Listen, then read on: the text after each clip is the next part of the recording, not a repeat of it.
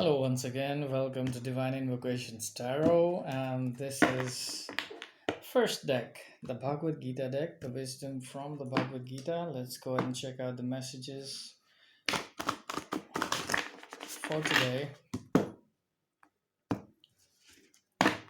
You might want to like, share, and subscribe if you like my work. I mostly do tarot, which is belonging to the Indian culture and tradition because I am an Indian. It's easier for me to relate. All right, let's go ahead and check out the readings for today. One card at a time, please, calling in all the divine energies to help us interpret, read, and understand the messages for today.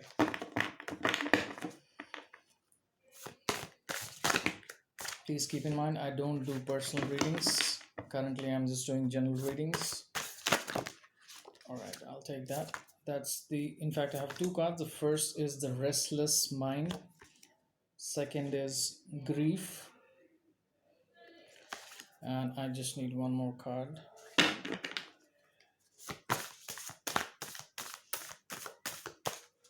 One more card for today, please. One more card for today's read. One more card for today's read. Sorry, that's too many. I just need one card.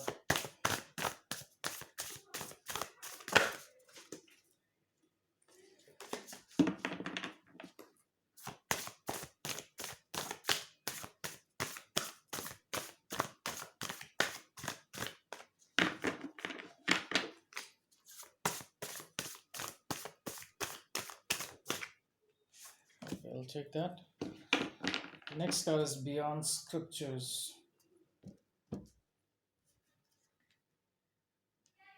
The first card is the Restless Mind. This is from Bhagavad Gita chapter 6 verse 36, which says Asamiyatam mana yogo dushprapa iti me mati vasyamatmana tu yatata sakya vaptum upayata. The yoga practitioner whose mind is unbridled can never attain self realization. Only one who has mastered the self and who strives by right means is assured of success. So, what is this card talking about? Is first of all, let's understand the image. Image is of Lord Krishna, who is the charioteer of the chariot ridden for Arjuna. He is one of the Pandavas who had a fight or an epic battle with the Kauravas. And this picture itself signifies the restlessness of the mind. Understand the simple fact that understanding or realizing spirit is something which is not within our grasp at all times, because that's a hidden world within worlds. So it is very obvious that when we are in state of despair, helplessness, we will call to God. But in the state of happiness, we don't do that. Normally we don't do that. So what I mean to say is the restlessness of the mind is something which we need to start observing. Only when you start observing how restlessness mind creates ripples, and those ripples are like waves, and those waves create tides, and which may create a devastating force that can affect lives or your life itself. So understand the fact that the restlessness of the mind needs to be controlled, and how can you do it is something which needs to be explored, because people do different forms of yoga, people do pranayam, people do practices, rituals, anything which calms the mind. So the first thing you must aim is towards calming your mind and not getting too much or getting into the idea of complete spiritual life. Understand the fact that there are times when we are obligated to perform our daily responsibilities or duties. In the process of doing that, we make profound changes to make our lives better. So understand that restlessness cannot be curbed or curtailed by moving into a forest or sitting on top of a mountain. Restlessness of the mind will still happen if you try to do that. So what needs to be done is being observant is the one of the most important steps given to us by most of the enlightened masters, who talks about the fact that when we are in the process of evolving, the first step is knowing and witnessing your thoughts. So when the restlessness will be curbed is the time there could be a possibility for development of the spirit. This is a card which says grief, which is showing Bhishma Pitama, one of the characters in Mahabharata, and Lord Krishna standing next to him. Let's go and read out the verse from chapter 2, verse 11, which says, Asocian anvasochastvam prajnavadamscha bhasashe gatasun agatasumscha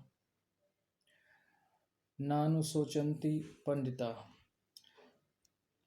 This means the blessed Lord said, You are mourning when there is no cause to lament, and yet you speak words that seem to be wise. The truly wise lament neither for the living nor for the dead. So it might sound a little strange to some people the fact that why is somebody mentioning the fact that you need to be equal to living and the dead. So the point is, the goodness that we have preserved is the essence of our spirit. Now, that goodness can help us understand our own evolution, which in turns throws the light upon the world, which helps people in some aspects or the other. And this is symbolic because the truly wise will not lament any of the situations. They will not lament when there is sadness. They will not show extreme happiness when there is a moment of happiness which happens. So you need to be neutral. It's very easy to say that you need to be neutral, but it's a very difficult practice. And trust me, this can be a form of yoga for some people to do. Yoga is basically a system or a process that we follow with our body mind consciousness so that we can evolve as a better human being. So any form of yoga that we try to do, in fact, there are hundreds and thousands of yoga we must have already devised within our minds, but we haven't followed it to the core principle of helping our spirits evolve. We haven't done that so far. So just for example, if you must be seeing a guitar at the backdrop. So when I pick up the guitar, I just sing what I feel like singing, and that's a form of a yoga, you can say, because the mind and spirit is connected to that sound which I'm creating. Similarly, and in fact that gives me something which is a joyous state of mind, something which is not extreme euphoria or extreme happiness. So I need to understand how my mind is reacting to situations. So first thing is by being observant, we can calm the restless mind. And when the restless mind is calmed, we understand the fact that we don't need to express happiness when there is a time for happiness. We don't need to express sadness during the time of sadness. So then what needs to be done is something that is the reason why the first step was taken. The first step is calming that restless mind. And in the process of doing it, it has been come to a point when we understand every emotion emerging from within the heart. So that's giving the power to defy all logics in which the mind was suspended in, because the only thing that remains is the light of that yoga within us, that yoga of purification, self contentment with what is given to us by God, and moving towards calmer states of mind, not even asking for happier states of mind, not even asking for states of sadness. There are times when we ask for sadness. Trust me, why? I'll give you a simple example. There was a time when one of my friends was so much depressed, and the moment I used to see him, I could get that vibe, and that used to make me feel sad as well. So what is happening is that state of mind is uninvited, but we intentionally invite it because we want to solve the situation or a problem. In the process of doing it, we overthink it, and that's how we complicate a situation to a bigger problem. So understand that restlessness can be curbed. There are two ways: either we go on top of the mountain or we live our normal lives, but we become observant. In any scenarios, we need to first be observant with our own mind and thoughts. When we keep doing it, we will have the clarity and depth to understand how the mind was reacting all these years. The next card is Beyond Scriptures. Very interesting card, which shows Lord Brahma connected with Lord Vishnu, who is seated on this Sheshnag, and Goddess Lakshmi next to him. This is from Bhagavad Gita, chapter 2, verse 46, which says, Yavan Artha Udapane Sarvatah Samplutodake Tavan Sarveshu Vedeshu Brahmanasya Vijanataha. This means whatever purposes are served by a small pond are achieved by great reservoirs of water. Similarly, all purposes of the Vedas are accomplished by one who knows God. In simple terms, we need to understand the Word of God. And if it comes from scriptures, it has to be revered and respected. The Word of God comes from the Spirit as well. The Word of God is experienced through daily duties and other people's energies as well. So we do not need to delve too much into finding out the Word of God. It'll automatically be felt from the heart.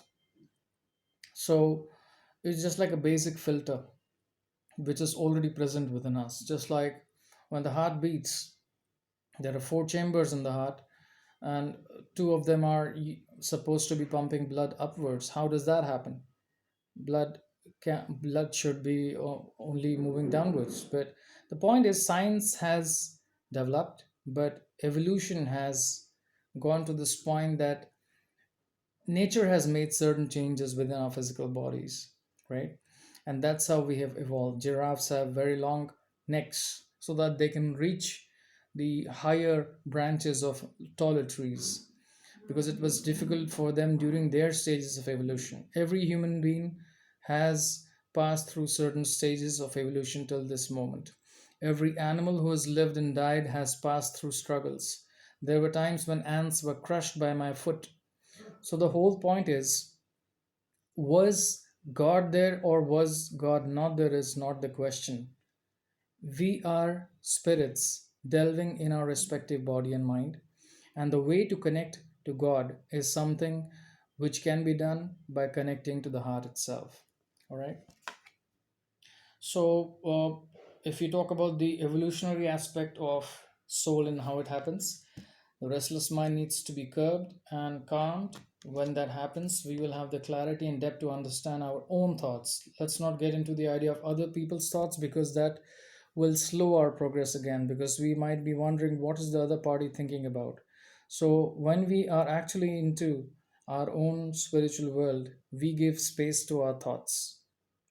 So restlessness can be calm. We give space to our thoughts. We have the clarity and depth to understand ourselves better. And that's the time when we will be able to connect with our divine heart, which connects with the God. All right. So that's the message for today. Jai Shri Krishna.